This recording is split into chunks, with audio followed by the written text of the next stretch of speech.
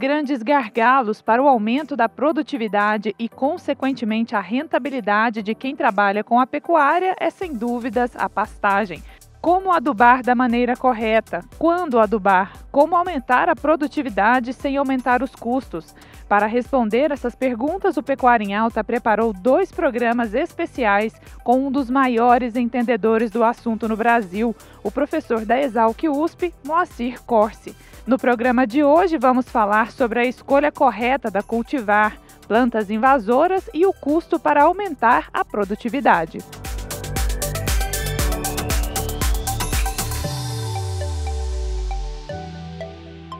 O custo sempre é mais reduzido à medida que você aduba mais.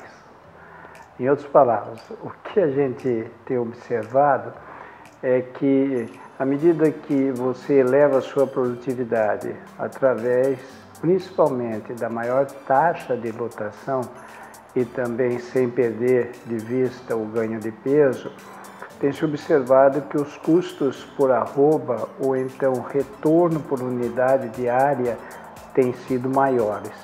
O custo ele sobe de uma forma linear, ou seja, à medida que eu vou adubando, cada vez mais os meus custos vão subindo.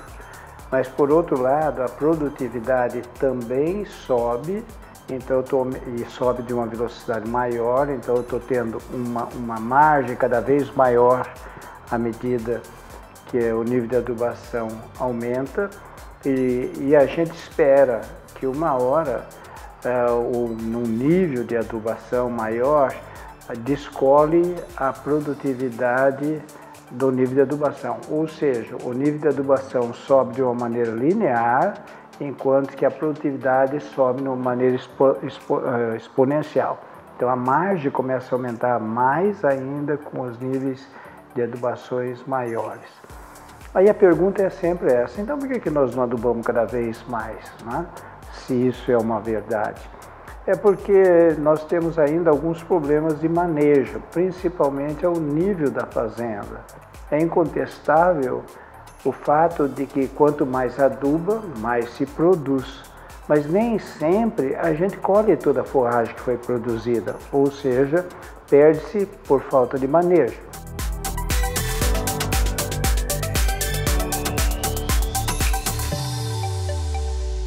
Qualquer controle, seja ela de plantas invasoras ou então de pragas, né, como cigarrinha,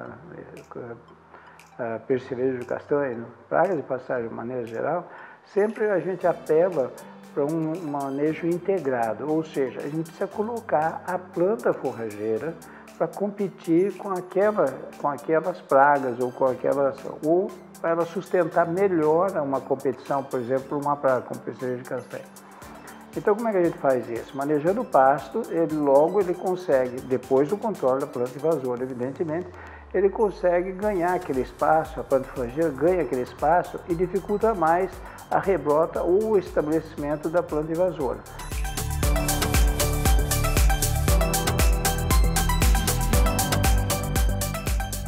O que eu faço, não quer dizer que está certo, mas eu me sinto mais confortável com isso.